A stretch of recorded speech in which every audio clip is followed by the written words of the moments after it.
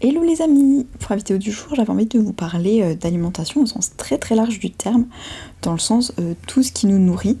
Voilà, donc on pense à l'alimentation physique, voilà, donc ingérer des aliments solides, etc. pour se nourrir.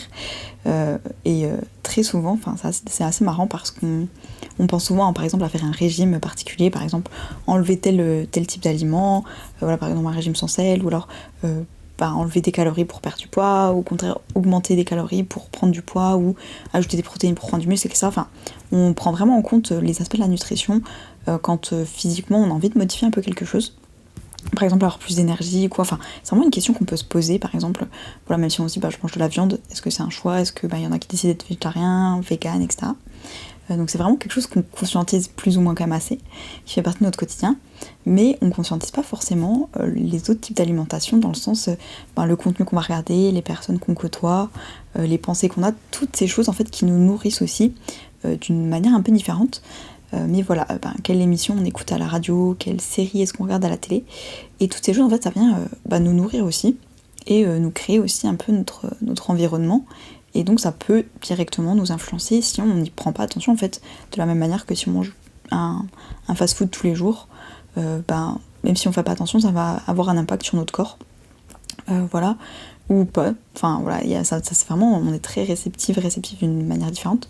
Mais donc voilà, aujourd'hui je vous fais juste une petite vidéo pour vous demander si vous avez conscience de votre alimentation au sens très général, de ce qui vous nourrit, quel type de lecture est-ce que vous avez, quel type de séries, de films est-ce que vous regardez, quel type de médias est-ce que vous consultez, est-ce que sur vos réseaux sociaux vous regardez plutôt du contenu politique, peut-être du contenu très engagé, mais du coup peut-être que vous vous rendez compte que après 1 heure sur les réseaux vous êtes un petit peu déprimé parce que vous regardez que les mauvaises nouvelles du jour par exemple, ou est-ce qu'au contraire vous dites non, je regarde que des trucs positifs, et puis après vous vous sentez un peu déconnecté. C'est vraiment très propre à chacune et chacun.